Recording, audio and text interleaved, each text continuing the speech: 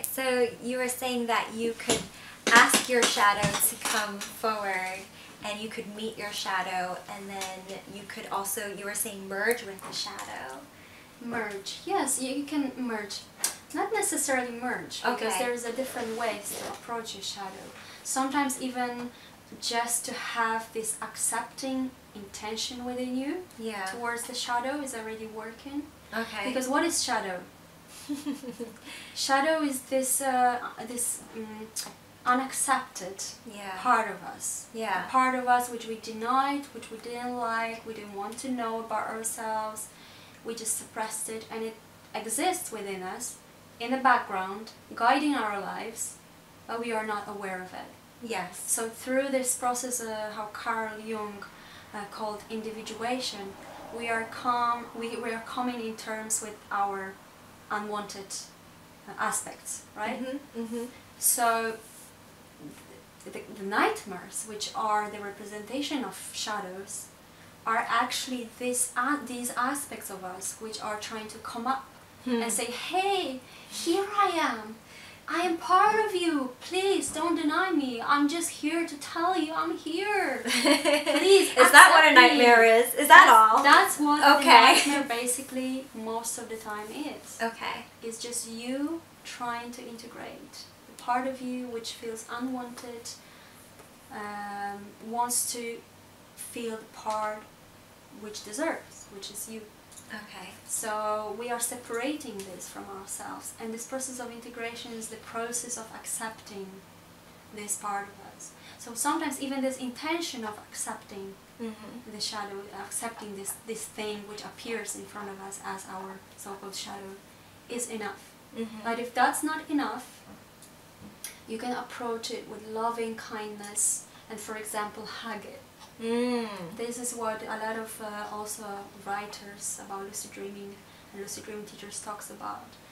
We can literally hug the thing. Sometimes it's not really pleasant, it looks like a monster, or it's just some sleazy, creepy thing, and you don't really feel it, right? The same way as you feel about the parts of you which you don't want. Yes. But you are finding this courage and this space within you, this loving, accepting space to embrace it.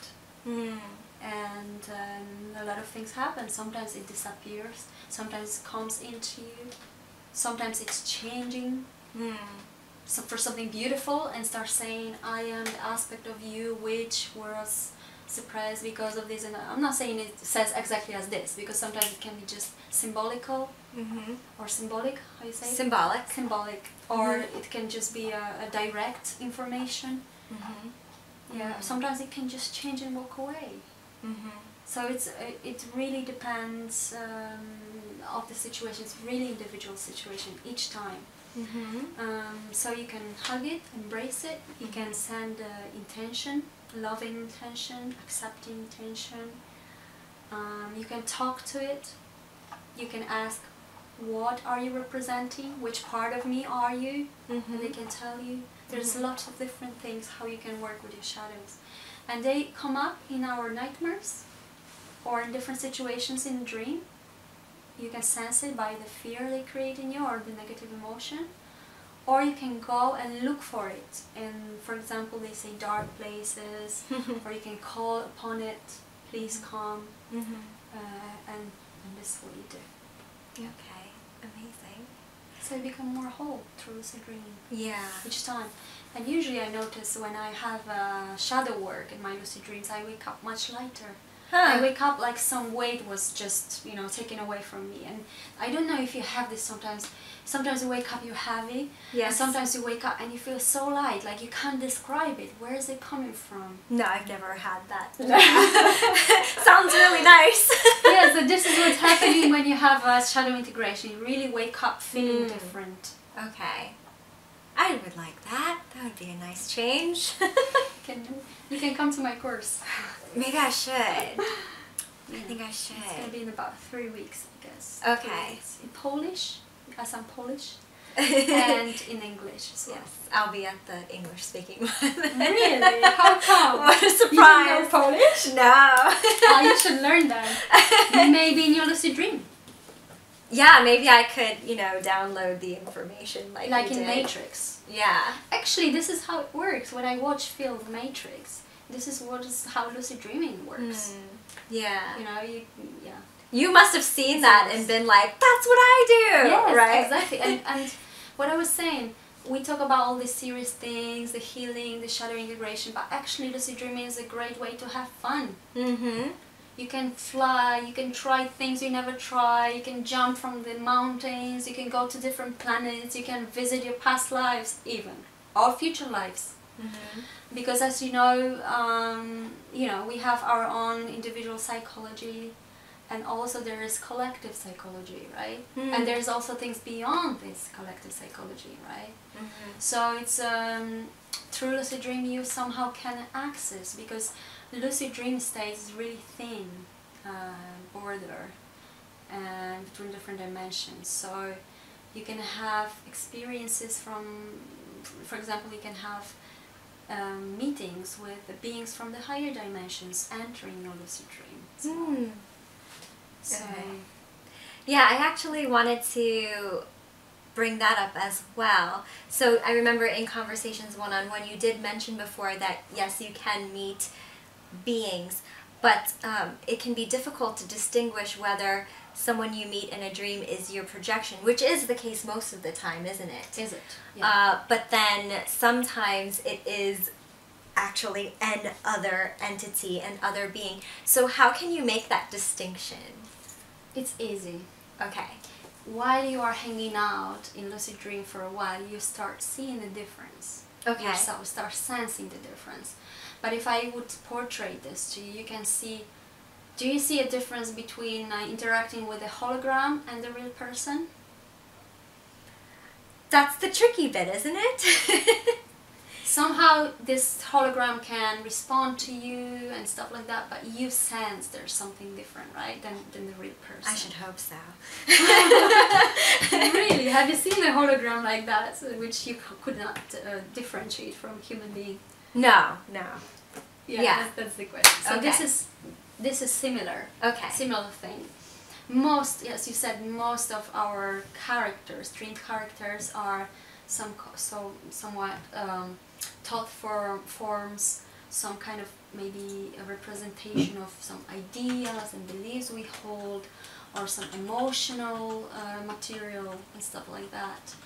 Some of them are even fighting with you. They having their own individual. Our director is typing something. That's fine, right?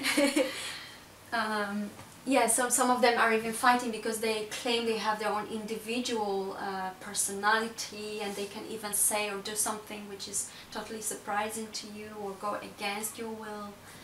So there are different types of characters, but there is this so-called 1%, which they say this is the thing which is outside of our own psychological projections. And these could be spiritual teachers, some kind of enlightened beings, streams of higher consciousness which can enter. The thing is that they can enter our dreams, but we cannot enter the dreams of others unless they are agreed for.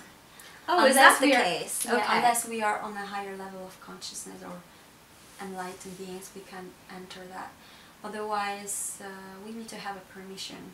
I'm laughing always when I say this because it's like with the vampires. You can only come in when you invite him home. Right. If there's permission granted only. Yeah, right. so I would wish that this is the case. Because, you know, I don't know everything. Yeah. And there are some characters in the dream which I'm not sure about if they are higher beings or not. But I definitely see the difference when somebody or something is real, like feels real. The way they speak is real, the sense of purpose is real, the logic, the answers they give, the informations which I have no idea about, which are real, you know, they share. So they just feels different, and the way they respond to the questions. Of course, we need to remember that the questions we ask are, you know, the influence on them have our expectations. So sometimes even the thought form can respond to you the way you would expect. So that we should be really like careful to judge. But I would say that if they have a good intention and they come in with loving kindness, then that's the good kind of a way to as well recognize them as this 1% of beings. And they usually, when they come, you just know they have a message which really influence your life positively and help you to resolve things. They're so-called guides. So you really see the difference while you're around them. Okay. So also, I'm sorry if I notice if there are thought forms, I can easily change them. I can easily kind of make them confused as well. And when they are the higher beings, they confusing me. I am the surprised one. Wow, this is a strong personality, this is strong energy which I'm not having influence on. And there's a one trick which is known in lucid dream world. If you want to make sure that this being which came to you is real, you can say, please let all thought forms disappear right now. And then you have the thought forms disappearing and the real beings, they stay. And that's how you can recognize as well. Cool. Very cool. And so I find that when I had my quasi-lucid dreams or pre-lucid dreams, there was one instance where I almost had a full-on lucid dream, but the other character in my dream was asserting, no, this is real, this is not a dream. Distractors, yeah. So you call them distractors. Yes. Okay. So could you explain a bit about that? Yeah, it's a very common thing, because when you are becoming conscious, then your ego is losing up a little bit, because your ego basically has a lot of these protection mechanisms. And distractors are one of them.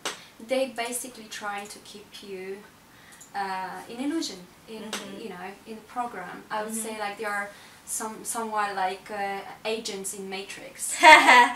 I had a dream about that actually. I forgot about this movie Matrix, but I had a dream where I had agents following me and trying to make me unconscious or even kill me because I was conscious in the dream. It's a long story. And I basically hide myself in a wall and I went up. And then when I watched Matrix after many years, I realized that they did the same thing. I don't know how it works, but somehow in my psychology when I was doing it, I believed that they are not able to see me through the wall because they are in this dimension.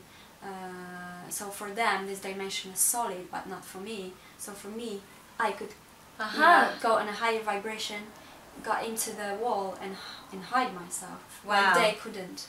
Wow. So I had a dream like that. So similar thing is with these distractors. Basically, when you are conscious, your ego can't have a power over you. You're the one who is seeing it. So your ego is no more in charge of your life. Your programming, your conditioning is no more in charge of your life. So yeah, so we have a lot of distractors like that in this life and in our other dimensions which are trying to keep us in Matrix. And this is how it works. Interesting. Very interesting. I wanted to move on to ask you about how would you describe the difference is between lucid dreaming and having an out-of-body experience? Okay, so, well, some people say there's no difference. Some people say there is. My personal experience is that there is a difference. And some people say that it's actually a different dimension, that when you are in out-of-body, you are on more dense dimension than when you are in lucid dreaming, because you are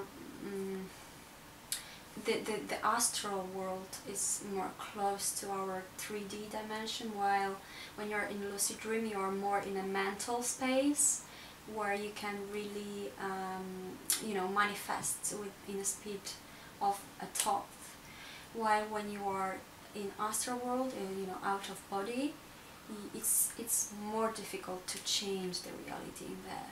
And from my experience, it's like I have more out of bodies during the day than during the night, when I have lucid dreams more during the night. But I can have still consciously enter lucid dream during the day as well, when I have afternoon nap. But one of these basic things is that most out-of-body experiences are happening during the day than during the night. The entrance is different. When you are going out of body, you're consciously coming out of body. You can really sense this feeling of coming out. While you are lucid dreaming, you just realize you are dreaming, so that's another difference. You can sense some vibration in your body while you're coming up. Some people, they report they hear sounds. You can't report, I mean, there was no reports, known reports like that while you're lucid dreaming. They say that when you come out of body, out of body experience, you can sense the feeling of coming back. In the lucid dream, you just realize you just fading the consciousness. You just start believing it's a normal dream, or you just wake up, etc. Or you just change the dream, or just become unconscious. In out of body, you basically feel you coming back. So when you wake up out of body experience, you remember very well everything what happened with details, even the long experiences. In the lucid dream is less likely you remember very long dreams, and not so precisely, and sometimes I get confused about the chronology of lucid dreaming. What else I would say? When I'm coming out of body, but maybe it's just me, because there might be some people on a higher, I don't know, vibration when they can really easily, you know, travel in that world. For me, I feel I have a body more like, I feel when I move, when I fly, I feel more like, oh, it's more effort. It depends how much prana, how much life force I have within. So this depends on that. While when I'm in a lucid dream, I can easily teleport myself with one thought, and I can manifest easily. And so I really feel that the density is different for me personally. And yeah, that's the thing. Okay. I actually wanted to bring up something I just remembered. I talked with my mentor once about dreams, and she said that she believes that some places actually that we go to in our dreams are actual places, but they are of not the 3D realm. I agree, actually. I had experiences like that. Okay. And you can actually have these recurring dreams where you return to the same house, Yes. for example. Yes. And she said that what's interesting also is that she said that her mother was also for years going to the same, it was actually a house in this case. And they both went, after years not knowing that they were dreaming of the same place, one day they had this conversation and they were like, the house looks like this, right? Yes. Oh my God. So they even described it the same way. So it seems that that is an actual realm. At least in some cases when we're dreaming, we do actually go to a place, maybe not a physical place, but it is a place that exists. Yeah, I would say that it's a great thing you said, because I would forget to say something. They say that when we are lucid dreaming, we are in the area of our own individual kind of a psychology. When we are in out-of-body experience, we are entering the collective mind, collective psychology. So when you have this iceberg and you have the ocean, we say that the iceberg is our personal thing, and the ocean is the collective mind. And then we also have the space where everything is. And I would agree that I've been to places where they keep repeating, like they exist on different realms. I had that experience. I also had experience of seeing, being in 3D and seeing things which I cannot see when I'm in a waking state. So, and I just know they are there. And yeah, Wow. Yeah. So Cool. also I've heard or I've read somewhere there are people who are practicing, you know, astral traveling, and they basically meeting. They have places of meeting out of body somewhere. So they meet, they have like dates. Yes. They make appointments to meet Yeah, other they make people. appointments, and yeah, yeah, Cool. they do. And they're like, I've heard that there are like places which they are like exist there. They know exactly where to go and where to meet and stuff like that. Amazing. I haven't experienced anything like that. I'm just saying what I've heard. Yeah, what I know right. At this level of my knowledge. So Yeah, but it's, okay. I found it very, very interesting. That is really interesting. Yeah. You can actually create places. You can on definitely your own. create places. And people have done occult groups. They would create like a temple space where all the members would go in and do their rituals and all that stuff.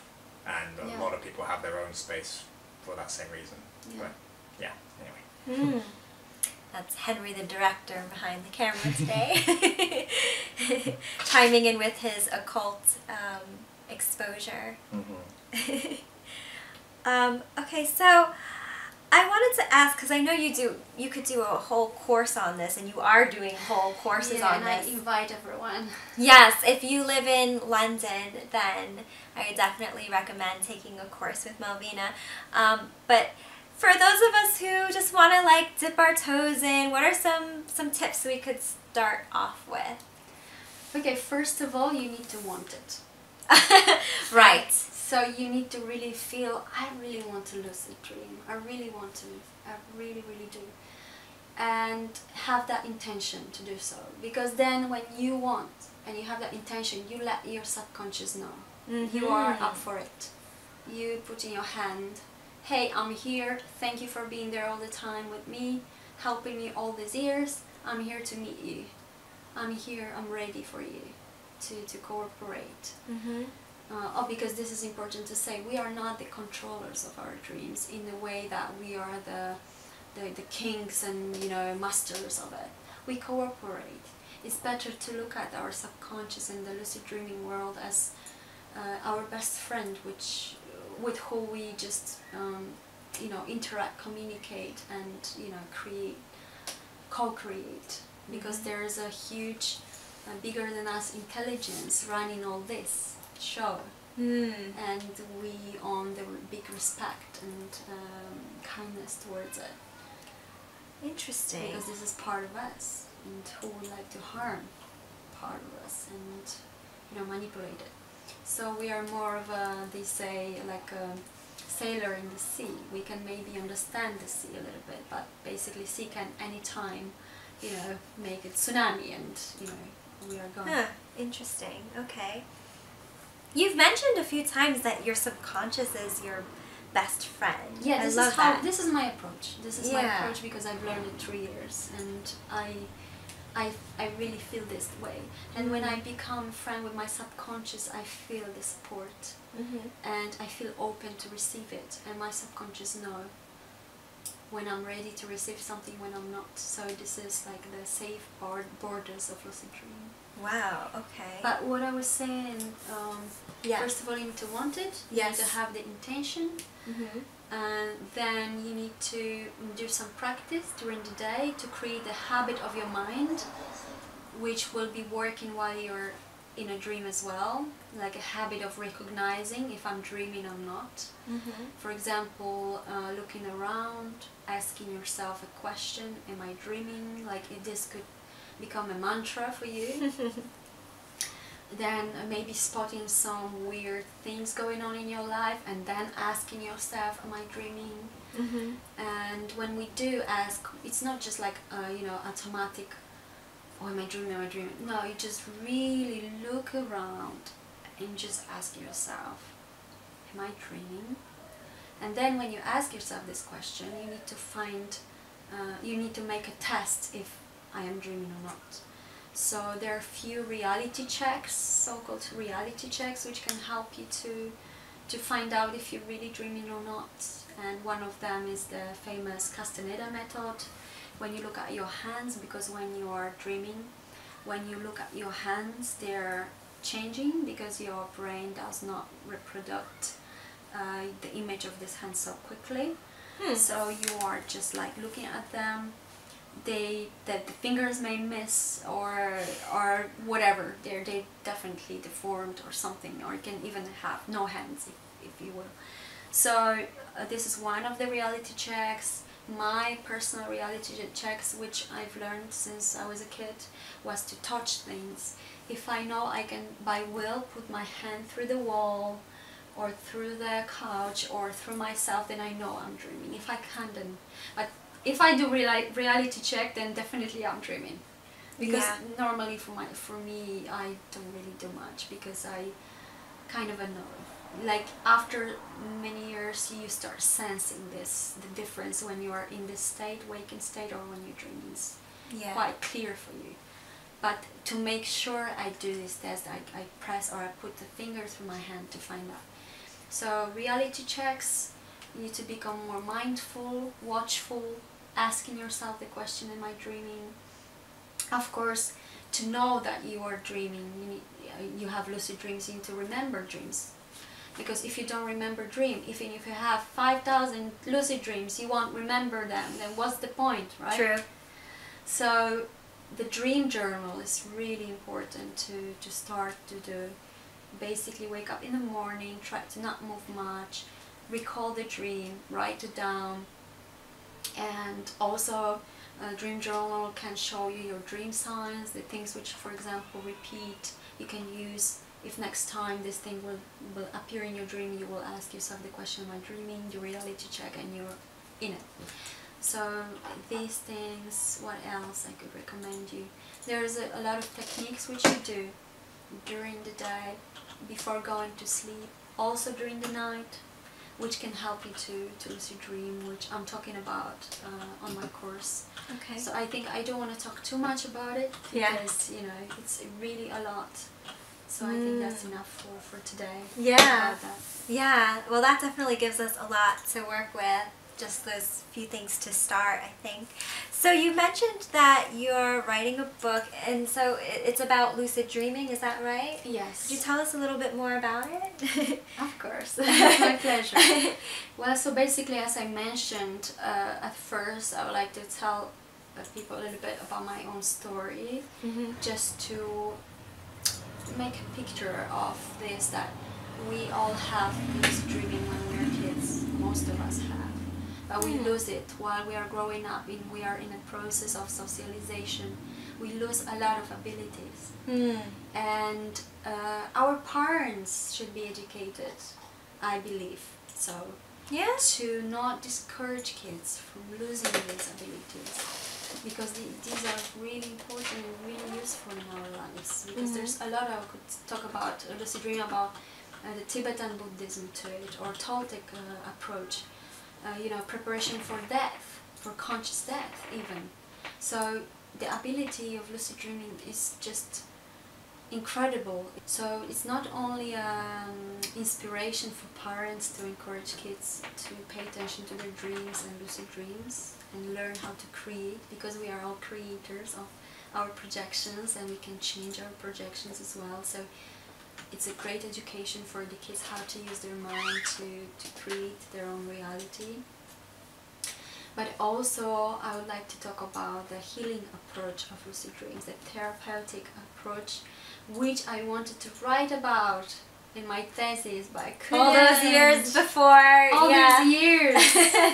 So now I wish to write about all these things, which how to use it to heal yourself, heal your mind, integrate your shadows, healing the illnesses, the example of it. Right now I'm actually working with one cyclist, female cyclist. She's a championship winner in the world and stuff like that. And I'm not gonna say the name, this is my privacy. Okay. But she has the issue that she's scared of jumping. She's a mountain cyclist, yes. Okay. On the run. She's just scared of it. So we want to work on that, so she could, in a lucid dream, create this moment. Mm-hmm. And just repeat it as many times as possible to habituate to that situation and see how it goes in real life, because I believe it can really change her attitude towards that and make her a winner. So, for example, things like that, or to resolve issues with the people which passed away and we did not get in terms of accepting this. So there's another person I'm working with. So you can use lucid dreaming in so many beautiful ways, which I'm going to write about in the book. So wow. hopefully it will come next year, and yeah, welcome everyone to see what it's all about. Sounds amazing. Thank you. 1 minute left. Oh, 1 minute left. Okay, thank you. So I guess with the 1 minute we have left, would you tell us about the services that you're offering, including your courses? There's so many things you're doing. Yeah, okay, so basically in about 3 weeks there's going to be lucid dreaming course in English and in Polish. I teach Hatha Yoga on Wednesdays in Acton Town, on Sundays in a park in Acton. I do one-on-one intuitive life coaching, which I use a lot of techniques in it. And yeah, I mean, you're an amazingly intuitive woman, so I could definitely vouch, you know. I know her pretty well, so I know she's amazing. Thank you for having me, Ellie. Thank you. Really a pleasure for me. Yeah, and this was fascinating for me, and you've inspired me to get with the lucid dreaming. All right, thank you so much, everyone, for watching. Bye.